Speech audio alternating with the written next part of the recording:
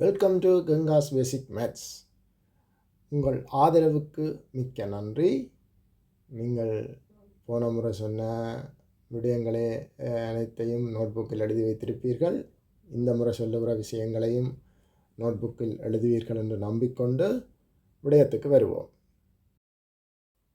இந்த வீடியோவில் நாங்கள் முதன்மை எண்கள் ப்ரைம் நம்பர்ஸ், பொது மடங்கில் சிறிய எண் பொமசி, அதாவது லீஸ்ட் காமன் மல்டிபிள் எல்சிஎம் என்று சொல்கிறது சோட்டா, பொது காரணிகளில் பெரியது போகாப்பே, அது இங்கிலீஷில் ஹையஸ்ட் காமன் ஃபேக்டர் சோட்டா ஹெச்இஎஃப் என்று சொல்லிவினோம். இரட்டை எண்கள் இவன் நம்பர்ஸ், ஒற்றை எண்கள் ஒட் நம்பர்ஸ், சராசரி மற்றும் முக்கியமானது காசை பற்றியும் பார்க்க போகிறோம். இப்போ நாங்கள் முதன்மை எண்கள் என்றால் என்னென்னு சொல்லி பார்ப்போம். முதன்மை எண்கள் என்று சொன்னால் ஒன்றாலையும் தன்னாலையும் மிச்சமில்லாமல் வகுப்படக்கூடிய எண்கள் தான் முதன்மை எண்கள் என்று சொல்கிறது. இங்கிலீஷில் ப்ரைம் நம்பர் என்று இதை சொல்லுவினோம்.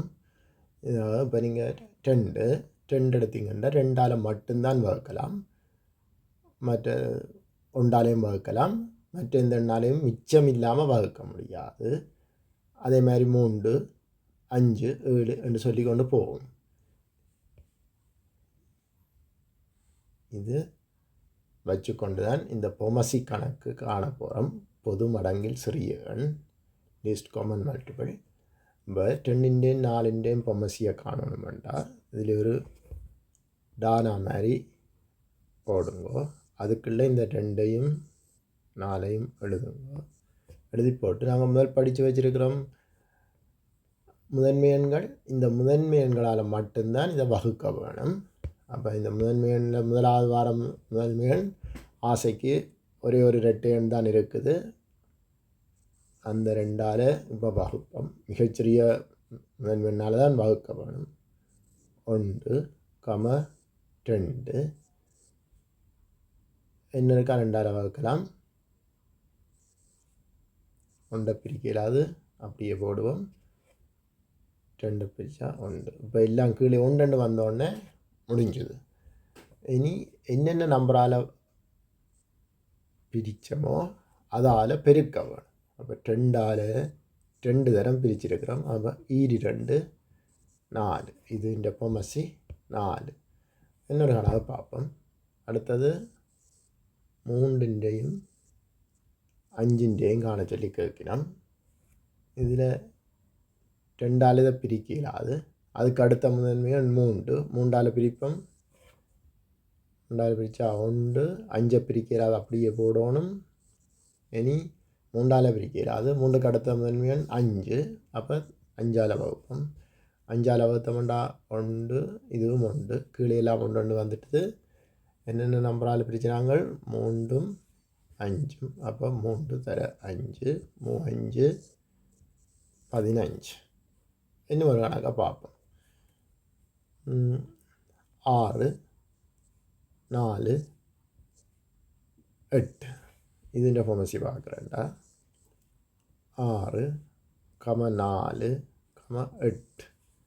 இதை முதல் 2ஆல் பிரித்தோம்டா 3, 2, 4. இனி திருப்பி 2ஆல் பிரிக்கலாம். 3 பிரிக்கலாது.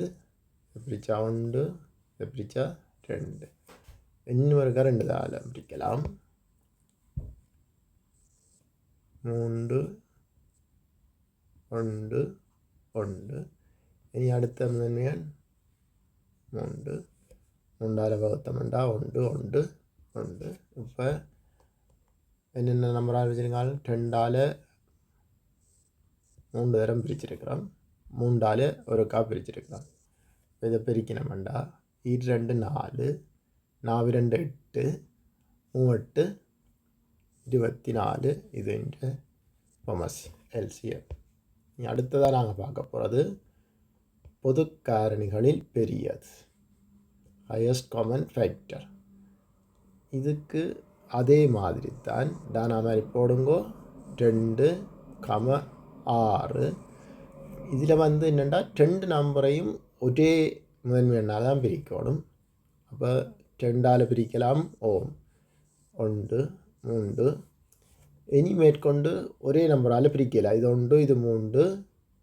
அப்போ என்ன செய்யணும், இந்த 2 நம்பராலையும் பிரித்த நம்பர் ஒரே ஒரு நம்பர் 2 தான். அப்போ 2 தான் இது இந்த ஓகாப்பே பொது காரணிகளில் பெரியது. இன்னும் ஒரு கணக்கு பார்த்தோம்னா 4, 8.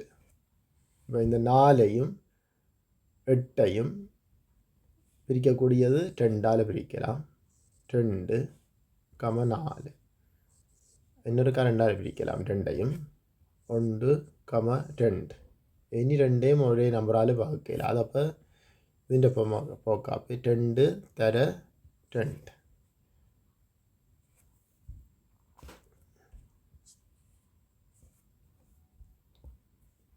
അടുത്തതാ 6, 12, 18.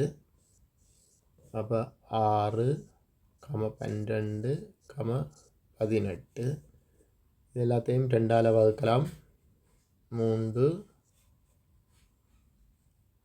6, 9. இனி எல்லாத்தையும் வகுக்கக்கூடிய எண் 3. அப்போ 3ஆல் வகுத்தோம்னா 1, 2, 3. இனி எல்லாத்தையும் ஒரே நம்பரால் வகுக்கலாது. அப்போ நாங்கள் வகுத்த எண்கள் 2, 3. 3, 6. அப்போ ഇതിൻ്റെ போக்காப்பி 6. இது நீங்கள் கட்டாயம் தெரிஞ்சிருக்க வேண்டியது. ஆனால் முக்கியமானது போமாசி. இதை வச்சு தான் பின்ன கணக்குகள் வேறு இன்னும் பல கணக்குகள் படிக்கிறதுக்கு முக்கியமாக தேவையான ஒரு விஷயம். அதே நேரம் இந்த முதன்மை எண்களை நீங்கள் கட்டாயம் பாடமாக்கி வச்சுக்கொள்ளுங்க. கையோடு நாங்கள் டெட்டை எண்கள் ஒற்றை எண்கள் என்றா என்னென்னு பார்ப்போம். இதில் டெட்டை எண்கள்ன்றது 2ஆல் வகுக்கைக்குள்ள மிச்சம் வராட்டி அதை ரெட்டை எண்ணன்னு சொல்லியும், மிச்சம் வந்ததுண்டா அதாவது 1 மிச்சம் வந்ததுன்னு சொன்னால் அது ஒற்றை எண்கள்னு சொல்லுவோம். டெட்டை எண்களுக்கு உதாரணமாக 0, 2, 4, 6 போகும். அது 0ம் டெட்டை எண்ணுக்கு தான் அடங்குது. ஒற்றை எண்ணுக்குள்ள 1, 3, 5, 7, 9 சொல்லி கொண்டு போகும். இதை நீங்கள் ரோட்டில் நடந்து கொண்டு வைக்க வீடுகளுக்கு நம்பர் போட்டிருப்பினோம். உங்களோட வலது பக்கத்தில் ஒற்றை எண்களாக இருக்கலாம், வலது பக்கத்தில் வர வீடுகள் எல்லாம் ஒற்றை எண்களாக இருக்கலாம், இல்லாட்டி இரட்டை எண்களாக இருக்கலாம். அடுத்ததாக நாங்கள் சராசரி காண்றது என்னென்னு சொல்லி பார்ப்போம். அதாவது உங்களுக்கு கொஞ்சம் நம்பர் தந்திருப்பினோம். அந்த நம்பர்களை ஒன்றோடு ஒன்று கூட்டி எத்தனை நம்பர்களை கூட்டினீங்களோ அதால் வகுக்க வேணும். அதுதான் சராசரி என்று சொல்கிறது. உதாரணத்துக்கு இப்போ ஒரு ஆள் மேத்ஸுக்கு 72 மார்க்ஸும் 88 மார்க்ஸும் எடுத்திருக்கிறார் ரெண்டு வைப்போம். இப்போ இவர் இந்த ரெண்டையும் கூட்டி போட்டு 2 நம்பர் இருக்குது, இந்த 2 நம்பரையும் கூட்டி போட்டு 2ஆல் பிரித்தோம்னு சொன்னால் 72ம் 88ம் 160. 160 2ஆல் வகுத்தோம்னு சொன்னால் 80. அப்போ அவர் மேத்ஸுக்கு சராசரியாக 80 மார்க்ஸ் எடுத்திருக்கிறார்.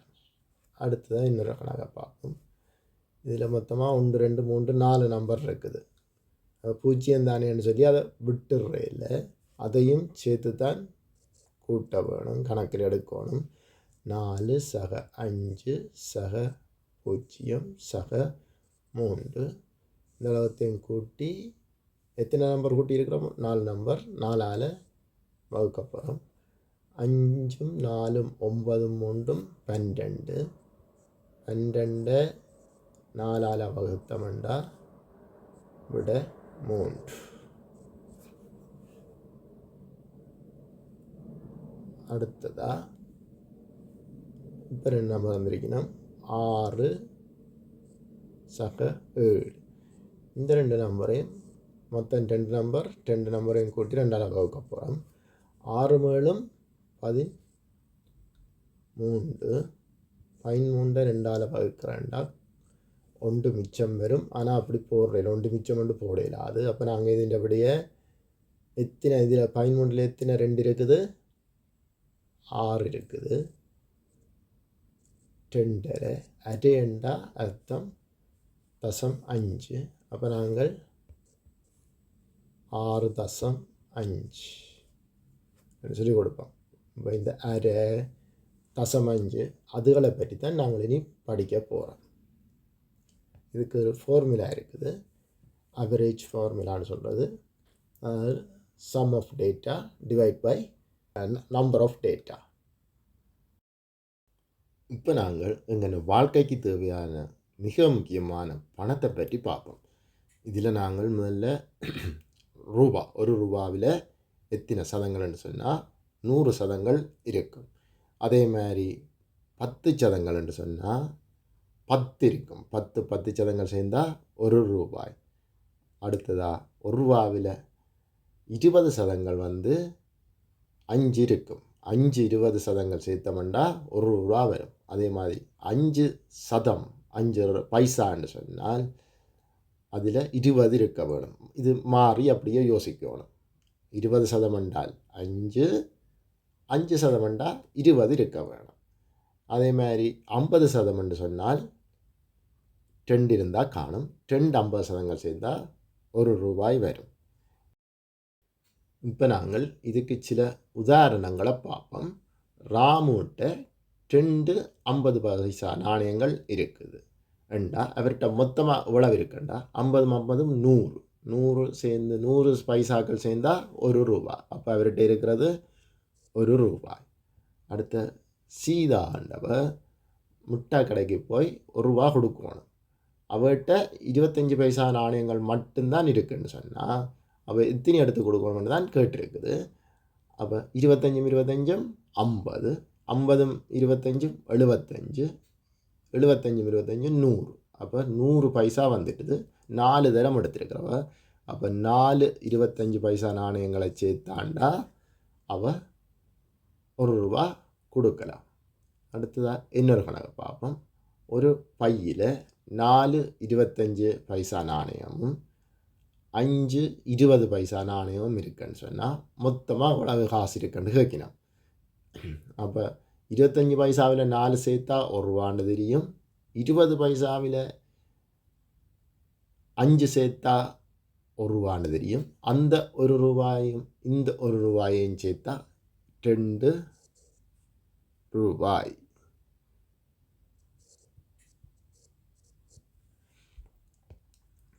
அடுத்ததாக பின்வரும் ரூபா மதிப்புகளை பைசாவாக மாற்ற போகிறோம். 5 ரூபாவில் எத்தனை பைசாண்டு கேட்கணும். 1 ரூபாவில் 100. அப்போ 5 ரூபாவில் எத்தனை இருக்கும்? 500 இருக்கும். அடுத்த 7 ரூபா 50 பைசாவில் எத்தனை பைசா இருக்குன்னு கேட்டுக்கிட்டோம். அப்போ 7ல் 700 இருக்கும். 50ல் 50 பைசா. 700 50 750 பைசா இருக்கும். பின்வரும் பைசா மதிப்புகளை ரூபாவாக மாற்ற சொல்லி கேட்டிருக்கணும். அப்போ 400 பைசா இருக்குது. 100 100 சேர்த்தா 400 இருக்குது. அப்போ 4 ரூபாய் இருக்குது. அடுத்தது 850 பைசாவில் எத்தனை ரூபாவும் எத்தனை பைசாவும் வரும்னு கேட்கணும். எங்களுக்கு 100கள்லாம் ரூபாவுக்கு வரும். அப்போ 100 பைசா சேர்த்துக்க 8 ரூபாயும் பைசாவில் 50 இருக்குது. இனி நாங்கள் காசு தாள் காசு பற்றி பார்ப்போம். அதில் 100 ரூபா வேணுமென்று சொன்னால் எங்களுக்கு 10 ரூபாவில் 10 இருக்க வேணும். 10 ரூபா சேர்ந்தால் 100 ரூபா. அதே மாதிரி 50 ரூபாவில் 2 50 ரூபா சேர்த்தா 100 ரூபா வரும். அடுத்ததாக 20 ரூபாவில் என்று சொன்னால் 5 20 ரூபா சேர்க்கணும். அதே மாதிரி இதுக்கும் சில உதாரணங்களை பார்த்தோம்னு சொன்னால், அன்பு என்ற ஒரு ஆள் ஒரு கடையில் 15 ரூபாவுக்கு ஒரு பேனையும் 25 ரூபாவுக்கு ஒரு நோட் புத்தகமும் வாங்குகிறார். அவர் வாங்க மொத்த விலை எவ்வளவுன்னு சொல்லி கேட்கணும். அப்போ 15 ரூபாவும் 25 ரூபாவையும் கூட்ட வேணும். 15 சக 25 சமன் இப்படி நாங்கள் கூட்டலாம் 5 5 10 0 எழுதி ஒரு மிச்சம் ஒன்றை கொண்டு இங்கே போட்டோம்டா 2 3 3 40 ரூபா அவர் வச்சிருக்கிறார். அவன் கடைக்காரன்கிட்ட 50 ரூபா தாளை கொடுத்தா அவருக்கு எவ்வளவு மிச்சம் திருப்பி தரணும்டா. நாங்கள் என்ன செய்யணும்? அவர் 50 ரூபா கொடுக்குறார், இவற்றை செலவு 40 ரூபா, மிச்சம் 10 ரூபா கடைக்காரர் திருப்பி கொடுக்கணும். இது கட்டாயம் எங்களுக்கு தெரிஞ்சிருக்கணும். கணக்கில் எந்த கணக்கு தெரியாட்டிலும் இது தெரியாட்டி கஷ்டம். கவியரசன் தினமும் ஒரு உண்டியலில் 5 ரூபா படி சேமிக்கிறார்.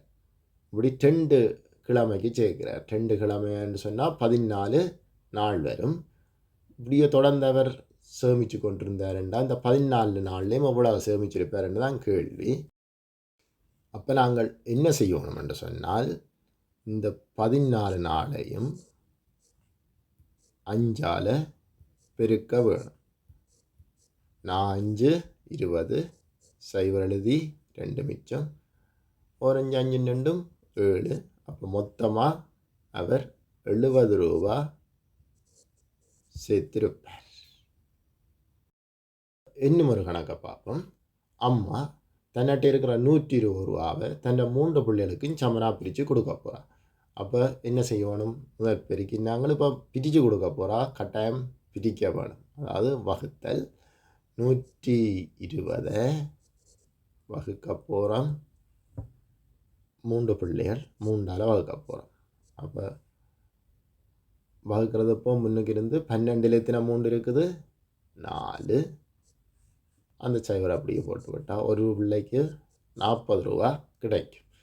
இப்போ நீங்கள் இதில் தந்திருக்கிற கணக்கை ட்ரை பண்ணி பாருங்கோ. இது உங்களுக்கு உள்ள பயிற்சி.